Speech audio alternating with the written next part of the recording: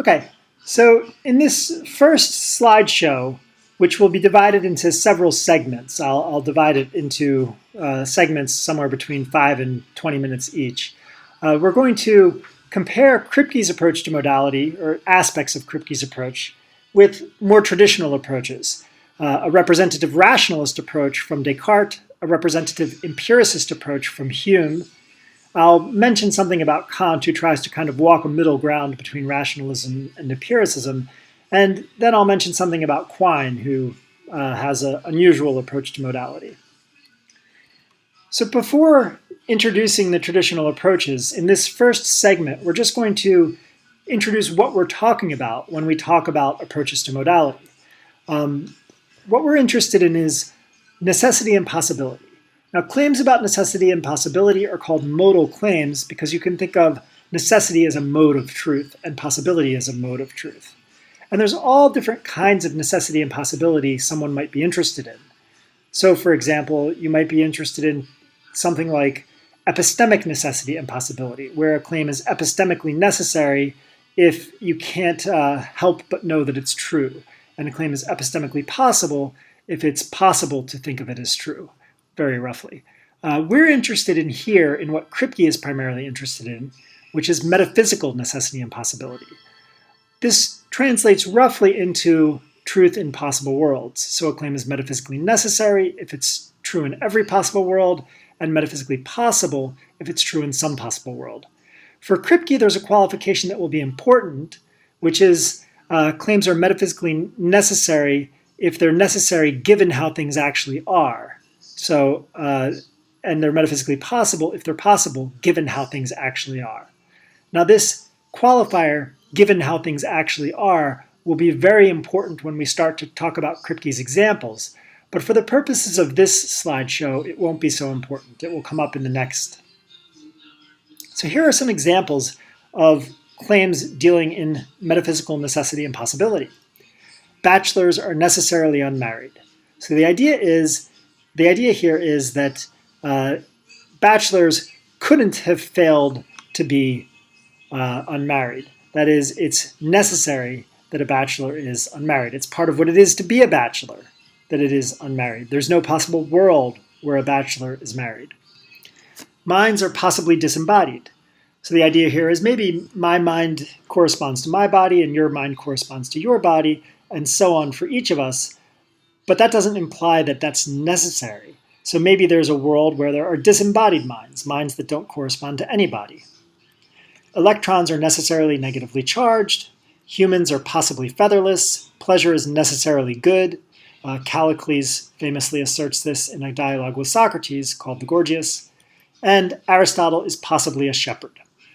So these are all modal claims.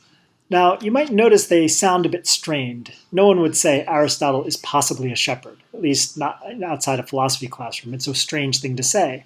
Correspondingly, you might think that this kind of talk, this modal talk of metaphysical necessity and possibility, is for philosophers and not part of ordinary language. But that's just not true. It's rather the case that in ordinary language, modal talk typically receives a different kind of expression.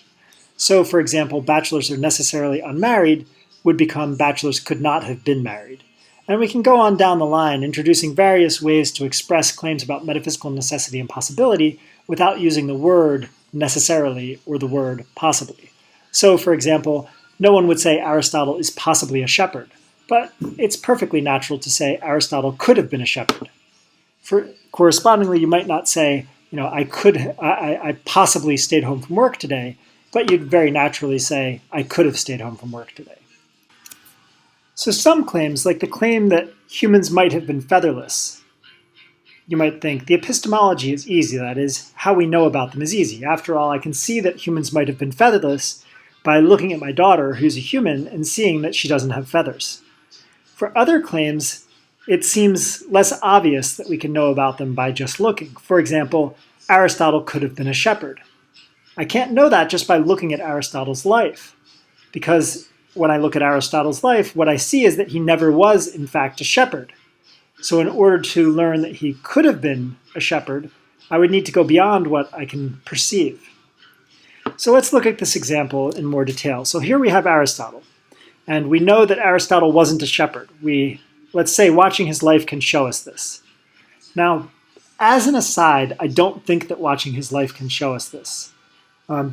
There's reasons why, which I'll try and get to later on. But for now, let's just presume that watching his life can show us that he wasn't a shepherd. So perceiving can teach us that he wasn't a shepherd. But what's crucial is watching his life can't show us whether he could have been a shepherd.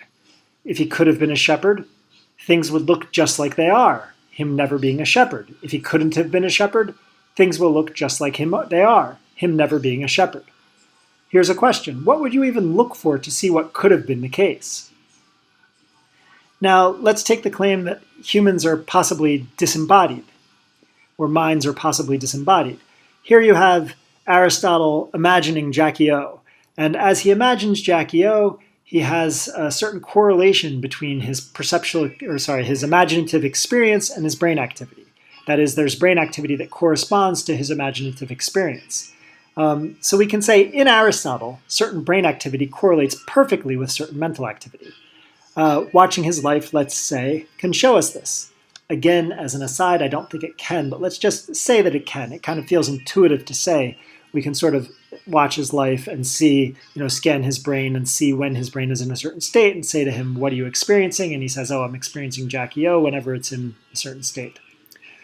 But what matters for us is this. Watching his life can't show us whether his mind could have been disembodied, whether it could have been separated from his brain, whether this correlation, that is the correlation between mental activity and neural activity, reflects a metaphysical necessity or a mere law of nature, or even just chance. Again, you can ask, what would we even look for? And the point here is a point we've made several times, but I want to emphasize it because it will be in the background going forward, and it's this. Perception can't tell us about modality. Maybe perception can tell us when there's a possibility that's actualized, that is a possibility that obtains in the actual world, maybe perception can tell us that that's possible. So, for example, maybe perception can tell us that humans could have been featherless because perception can tell us that humans are featherless because that possibility is actualized in our world. But what's crucial for us is perception can't tell us about unactualized possibility, such as Aristotle being a shepherd. That's a possibility that's not actualized, and perception can't tell us whether that's possible or not. And perception can't tell us about necessity. Again, I know we've been through this a number of times, but just to remind you, you can think of it like this. Claims are metaphysically necessary if they're true in all possible worlds, and we can't perceive other possible worlds. Claims are metaphysically possible if they're true in some possible world, and if it's an unactualized possibility, then they're metaphysically possible if they're true in some other possible world. Well, again, we can't perceive other possible worlds, so perception can't tell us about such claims. So any adequate epistemology of modality is going to allow us to go beyond what perceiving can tell us. So here's two lessons. First, modal claims can be made using a wide range of words, not only with forms of necessary and possible in them, but phrases such as could have been, might have been, could be, might be, must be. Second, since unactualized possibility looks just like impossibility, sensory experience can't tell us what's impossible. Since necessity looks just like mere perfect correlation, sensory experience can't tell us what's necessary. So these claims are in the background as we begin to look at traditional approaches to modality, which we'll do in the next segment.